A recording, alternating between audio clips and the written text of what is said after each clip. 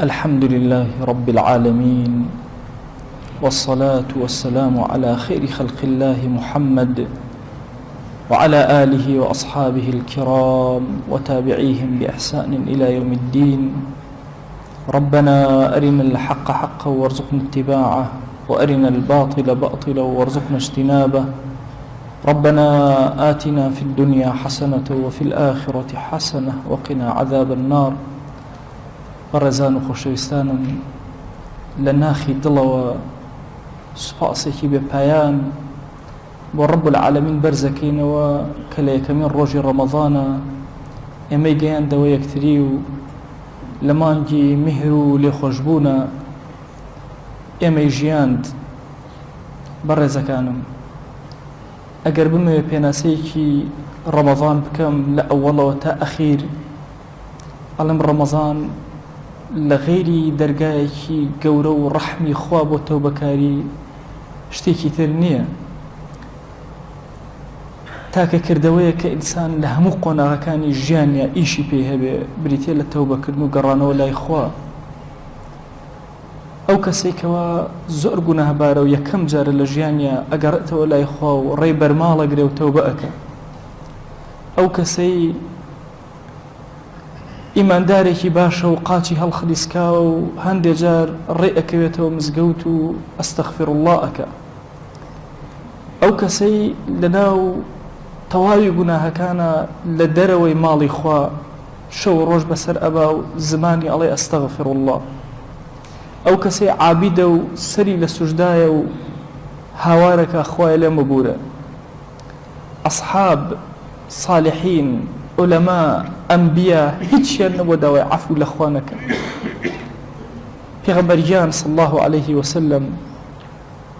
لە دوای ئەوەی سوورەتی فەتحی بۆ هات، هەموو کاتێک سوورەتی نەسری بۆ هات، هەموو کاتێک لە هەر مەجلیسێکە دائەنیشت،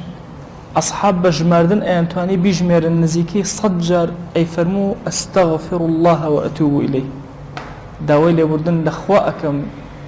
تەوبە ئەکەم لە بەردەم ڕەب العالەمینە. ئێمە زۆر کات گوناهی زۆر ئەکەین و گوناهبارە بین و شەرمەندەی بەردەم دیوانی خوا ئەبین، بەڵام خوایان ئەوەندە لوتفی لەگەڵ ئێمەی مرۆڤە هەیە، بەینە هەوایەکی ڕەحمەت بۆ ئێمە ئەنێرێ. ناسکە هەوا و شنەبایەکی زۆر جوان دڵەکانمان دائەگرێ.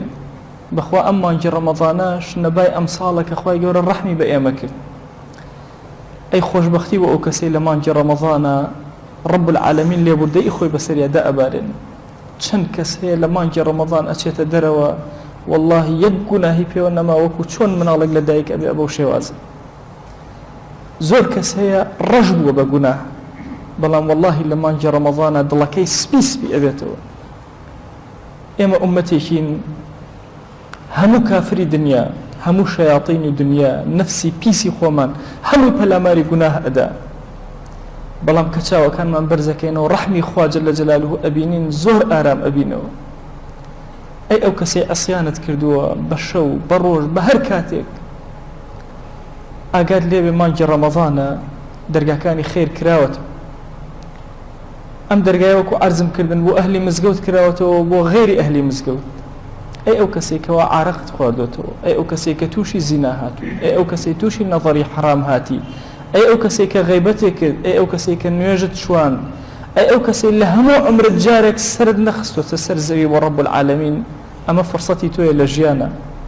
ئەمە دەرگای خەیری ڕەب العالەمینە بۆ تۆ. ئەی ئەو کەسێک لە نوێژەکەتە ئاگاد لە خۆت نییە، ئەی ئەو کەسێکەوە هەرچی خراپەکاریە لەسەر زەویە کردوتە دەرگای ڕەحمی خوا کرایەوە. ئێمە لە سەرەتای ڕەمەضان بە ئیستیغفار دەست پێ ئەکەین، لە شەوانی قەدرە هەومان هاوارەکەین اللهم إنك عفو تحب العفو فاعف عنا. واتە ئەوەڵی ڕەمەضان هەتا ئەخیری ڕەمەضان مانگی لێبوردنە ئەم مانگە، مانگی بەزەی ڕەب العالەمینە. عەزیزانم، واللهی هەندێک گوناه هەیە ئینسان بە خۆی نازانێ، بەڵام ئیلا خوای گەورە عقوبەی ئەدا لەسەری ئەگەر فریای خۆی ناکرێت. بۆیە لە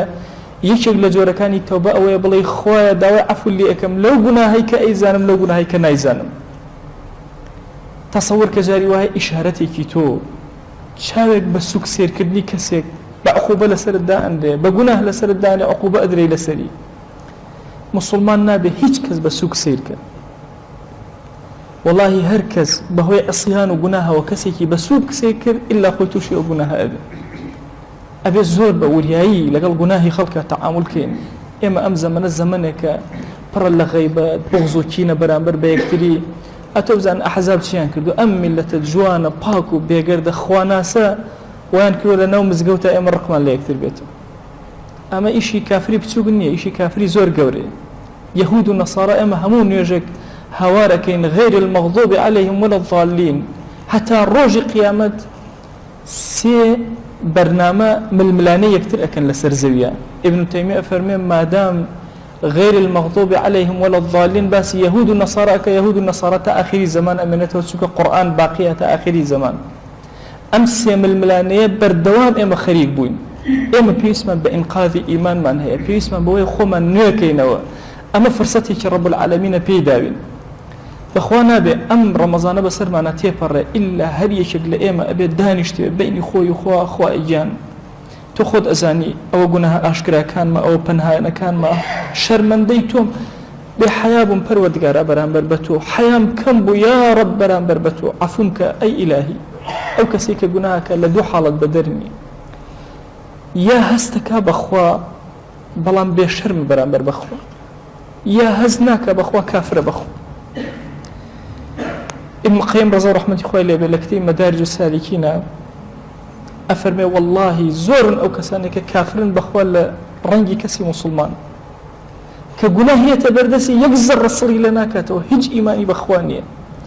أجر هيج هستي بخوانا كرت أو كافر أخواننا ناسيو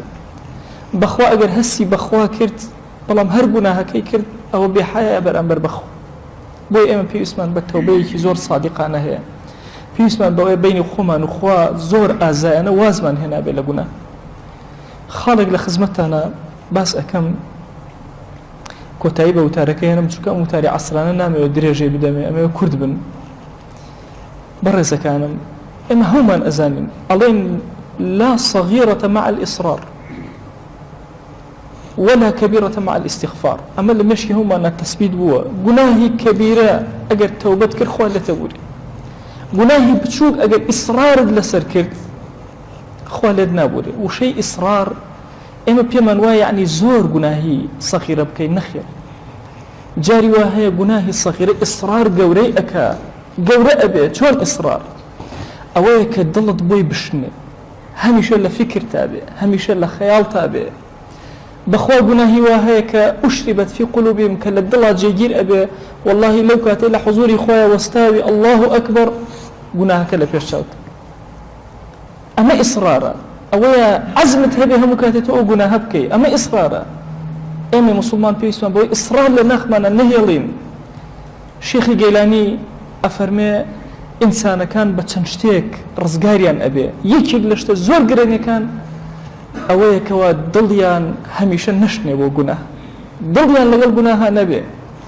إما لزمانه كان أجر جناهي جنكين دلمان بو جناها أشني بيسمان بتوبيكي صادقانه بيسمان بقرانوية بيسمان أويا دابنيشين لبردم رب العالمين خجالتي بكيشين بويا صاحبي منازل قصيكي زور قورة أفرمي هيج كز ناتواني توبة بكاقري اعتذار بو خوانك داوي لي بردون لخوانك بشيمان نبي عذر بو خوانه هنتو خواي جان أم قنا هم كل جاهل بوم خواي جان نزان بوم خواي أحمق بوم أمام كرد يا ربي پروردگارا تو خود ازاني حيام نبو كاتك أم قناهم كرد أبي أم كلماتنا بزماني إما بيت زماني كردي لمسألة ثنايا ضعيفة لاوازة برزة كانم أبي إما خومان دروس كين شون لزماني عربية دوان مقالاتي قوره لمسألة ثنايا خوايا أبي لكرديشا إما بين خومان وخوا دانشين دسا كان برز كين والثنايا خوا بكين لعل رب العالمين درقا كان خير بسلمنا ولاءك بخوا أجر رب العالمين روي رحمتي تيكردين هرشي كافري كون كوبيتوا هرشي شياطين كوبيتوا نفسي بتكار بها هواركا هيش تأثير لكسي إيمان دارناك أو كسي بشتي بخوا بس ترسي نما أميدكم إن شاء الله خواي قورا لا الرحمة ما اللي بكاتوا بزي بسر أم ملتا ببارني خواي جان إما داوار لي أكين بناوي جوانت بصفتي برزد باسمي عظمت خوای دەرگای خێر بەسەر دڵمانە بکەرەوە تو گەورەی خۆت ئێمە تەوبە ئەەکەین خوای گیان تەوبەکانمان لێ قبول کە یا ربی خوای گیان گوناهانێک کە کردومان بە پەنهان عەفومان کە گوناهانێ بە ئاشکرا کردومان عەفومان کە تو گەورەی خۆت لە گوناهی زمانمان ببوورە لە گوناهی چاومان ببوورە لە گوناهی دڵمان ببوورە لە گوناهی دەستمان ببوورە لە گوناهی قاچمان ببوورە لە گوناهی داوێن و عەورەتمان ببوورە پەروەردگارە تۆ خۆت ئەزانی ئێمە گوناهی زۆرمان کردووە ڕەش بووین لە گوناها پەروەردگارە زۆر کات ڕوومان نییە سەربەرزکەینەوە بۆ قاپی تۆ بەڵام خوایە تۆ خۆت زۆر بەڕەحمی پەروەردگارە ڕەحم بەسەرمانە ببارێنە بەزەی خۆت بەسەرمانە ببارێنە گوناهانێک کە ئەیزانین عەفومان کە گوناهانێک کە نایزانین عەفومان کە یا ربی خوای گیان شەرمەندەی بەردەم گوناهەکانمان مەکە زەلیلی دەستی گوناهەکانمان مەکە پەروەردگارە ئێمە لە زەمانێکە ئەژین شوبهات و شەهوات دەورەی داوین پەروەردگارە گەنجەکانمان تەحمل و توانە و تاقەتیان نامێنێ خوایە تۆ خۆت بەها نامانە وەرە هیدایەتی گەنجولاوەکانمان بدە هیدایەتی ئافرەتەکانمان بدە یا ربی خوای هیدایەتی گوناهکارەکانمان بدە خوای ئەو کەسانەی دژ بەم دینەی تۆ ئەوەستن هیدایەتیان بدە بیان کەرە جوندی دینەکەی خۆت یا ئەکرەم الئەکرەمین یا ربی خوای گیان داوات لێ ئەکەین بناوي جوانت بصفتي برزت باسمي عظمت پروردگارا رحمت و بزي و مهرباني خود بسلمانا ببارنا خواه مهرباني خود بسلمانا ببارنا خواه اما لمانجي كي زور قورئن همان زمان من بروجوا بحرمتي روجوا كان پروردگارا بزي بسلمانا ببارنا لمن خوش بحرمتي او من الله بگناهاني كلقل مانان پروردگارا لمن خوش بهوي او موسبياني كدسيان لقل مانا برس كردتوا يا ربي خواهي جان آرامي بو ظلمان بنيرا خواهي آرامي بو ظلمان بنيرا خواهي آرامي بو ظلمان بنيرا يا ربي پروردگار آرامي بسر مالكان مانا ببارينا آرامي بسر ولات و نشتمان مانا ببارينا پروردگار داوال لي اكن بناوي جوانت بصفتي برزت باسم عظمت خواهي آرامي و هيمني بسر قوركان مانا ببارينا بسر قورستاني مسلمانانا ببارينا يا ربي خويا فتنة آشوب لولاتي مسلمان دور خروا خير وبركة بولاتك كان من بجر روا آرامي وهيمني بخروا بنيوان من يا أكرم الأكرمين خويا جان أم كردستان إما خلقي زور جورو بياي زور جوريتي هالكوتوا يا ربي خويا داواد لأكن جورو بياوان كرد صلاة دارمان يا ربي پروردگارا داواد لأكن إيمان لمزجوت كان منا زندو كروا إيمان لدل كان منا زندو كروا إيمان لمال كان منا زندو كروا يا ربي خويا جان كنالكان اوانيك خرافه بلا وكان ولم ولاتا خويا بيان كر خدمتكاري دينت خويا جان سريان بيشورك بو دينت يا ربي پروردگارا داوال لي اكن بناوي جوانت بصفتي برزت باسم عظمت هداية لنيوان ما